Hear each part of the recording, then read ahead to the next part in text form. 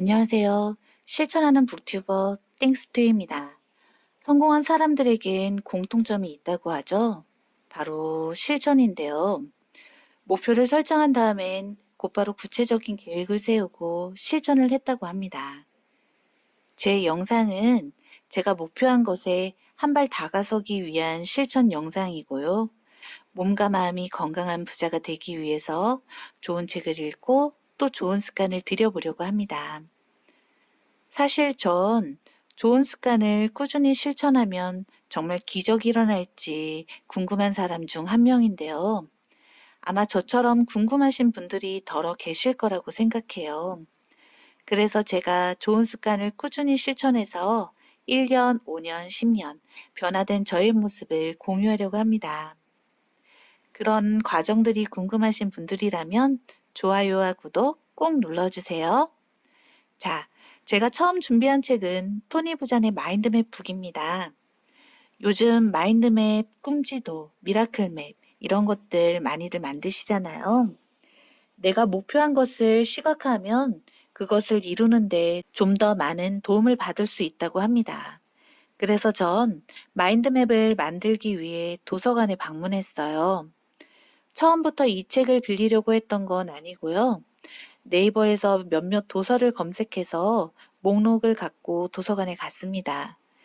그런데 제가 빌리려고 했던 책들이 검색이 안 되는 거예요.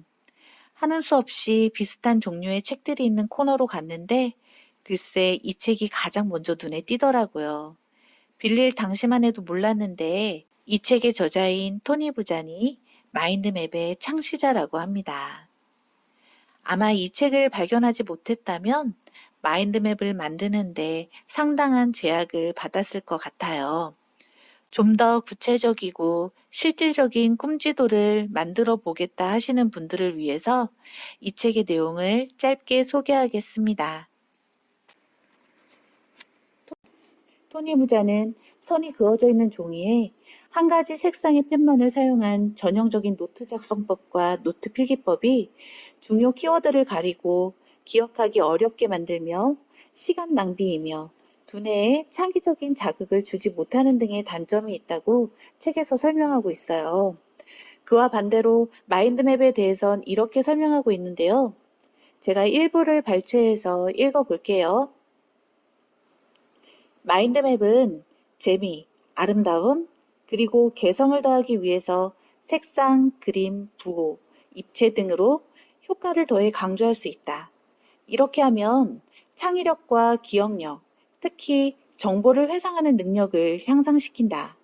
마인드맵은 두뇌의 저장 용량과 저장 효율을 구별할 수 있도록 도와준다.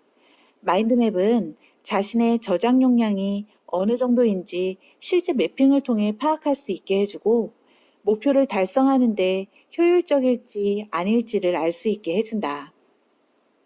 효율적으로 자료를 저장하면 저장 용량은 배로 늘어난다. 이것은 마치 잘 정리된 창고와 그렇지 않은 창고와의 차이점, 또는 책이 잘 분류되어 있는 도서관과 그렇지 못한 도서관과의 차이점 같은 것이다. 마인드맵 가이드라인도 제시해 놓았는데요. 마인드맵 규칙에 관한 내용도 읽어볼게요. 마인드맵 규칙은 두뇌의 자유를 제한하려는 것이 아니라 극대화시키기 위해 고안된 것이다. 이 문맥에서 질서와 엄격, 자유와 무질서를 혼동하지 않는 것이 매우 중요하다. 질서는 흔히 엄격하고 제한적이라는 부정적인 말로 인식된다. 이와 비슷하게 자유는 흔히 무질서하고 조직적이지 않다고 오인되기도 한다. 사실 진정한 두뇌의 자유는 무질서에서 질서를 창조하는 능력이다. 마인드맵 규칙은 여러분들이 무질서에서 질서를 정확히 창조해내도록 도와줄 것이다. 마인드맵 규칙은 기법의 규칙과 레이아웃의 규칙으로 나뉜다. 기법으로는 1. 강조 기법, 2. 연상 결합, 3. 명료화 기법, 4. 자신만의 개성 있는 스타일을 개발하라고 합니다. 레이아웃에는 1. 위계적 조직화를 사용하라. 2. 번호를 사용하라고 하는데요. 이 다음 장부터는 앞서 강조한 기법의 규칙과 레이아웃의 규칙에 관해서 아주 자세하고 이해하기 쉽게 풀어놓았습니다. 첫 번째 강조 기법에 대해서 풀이해 놓은 걸 제가 읽어볼게요. 1. 강조 기법. 우리가 이미 살펴보았듯이 강조는 기억력과 창의력을 높이는 주요 요소 중 하나다. 강조에 사용되는 모든 기법은 연상결합에서도 사용될 수 있고 그 반대로 연상결합에 사용된 기법이 강조에도 사용될 수 있다. 다음에 소개하는 규칙들은 마인드맵의 강조 기법을 최대한 활용하게 하고 이를 적절하게 적용할 수 있도록 해준다. 항상 중심 이미지를 사용하라. 이미지는 자동적으로 눈과 두뇌를 집중시킨다. 이미지는 수많은 연상결합을 유발하고 기억의 조력자로서 놀랄만한 효과를 발휘한다. 게다가 이미지는 사람들의 흥미를 끌어 즐거움을 선사하고 그들을 매료시키는 여러 가지 측면에서 매력적인 존재다. 만약 자신의 마인드맵에서 이미지가 아닌 어떤 특정 단어가 중심 이미지 자리에 절대적으로 있어야 하는 상황이라면 그 단어는 입체 효과를 주고 여러 가지 색상을 사용하여 주의를 끄는 형태로 이미지화시키도록 하라.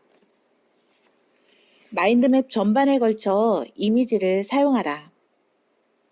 이미지를 사용할 때는 시각적 두뇌 기능과 언어적 두뇌 기능 둘 다를 균등하게 자극해서 시각적 인식력을 높이고 가능하면 위에서 설명한 모든 이점들을 제공해 줄 수 있는 곳이라면 어디서든 이미지를 사용하라. 예를 들어 나비 그림을 그릴 때 처음 이미지는 만족스럽지 못하거나 완전히 실패할지도 모른다. 하지만 그림을 잘 그리지 못하는 것에 대한 두려움을 버려라. 그리려고 시도했다는 것이 중요하고 다음에 나비를 보게 되면 나비를 똑같이 기억해서 그리려고 더욱 가까이에서 자세히 관찰하게 될 것이다. 따라서 마인드맵에서 이미지를 사용하게 되면 실생활에 더욱 집중할 것이고 실물 묘사 능력을 키우려 애를 쓸 것이다. 말 그대로 여러분의 주변 세계에 눈을 뜨게 될 것이다. 중심 이미지마다 3가지 이상의 색상을 사용하라. 색상은 기억력과 창의력을 자극하고 단색으로 인한 단조로움에서 벗어날 수 있게 해준다. 색상은 이미지에 생명을 불어넣고 이미지를 더욱 매력적으로 만든다. 이미지와 단어를 입체화하라. 입체 효과는 대상을 눈에 띄게 한다.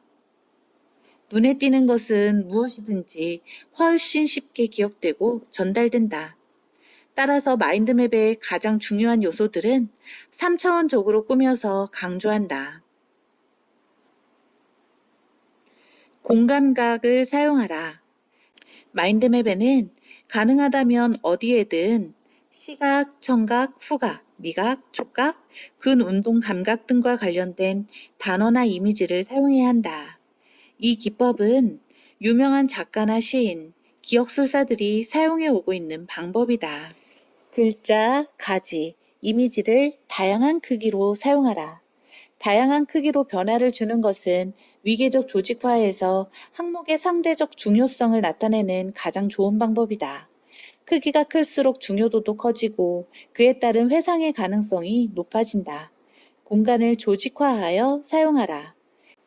가지들을 조직화된 모양으로 그리면 위계적 조직화와 범주화가 적용된 개념들을 전달하는데 도움이 되어 쉽게 이해할 수 있도록 해주고 마인드맵을 더욱 매력적인 모습으로 만들어준다. 적절한 공간과 여백을 사용하라. 마인드맵에서 각 항목 주위에 적절한 공간을 부여하는 것은 각 항목이 뚜렷하게 보이도록 하기 위함도 있지만 공간 자체가 메시지를 전달하는 중요한 부분이기 때문이다. 예를 들면 일본의 꽃꽂이에서는 꽃들 간의 공간을 먼저 고려하고 전체적으로 꽃을 배열한다. 마찬가지로 음악에서도 음은 침묵과 조화를 이루도록 배치된다. 실제로 베토벤의 교향곡 제5번은 쉼표로 시작된다. 네, 지금까지 마인드맵 북 책 내용을 살펴보았는데요. 마인드맵 규칙에 대해 좀 이해가 되셨나요?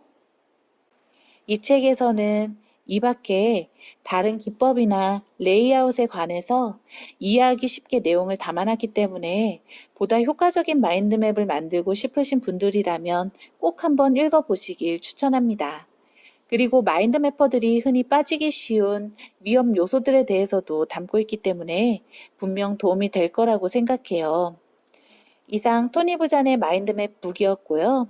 바로 이어지는 제 실천 영상을 보시면서 여러분도 곁에 두고 언제든지 볼 수 있는 마인드맵을 한번 만들어 보시길 권합니다.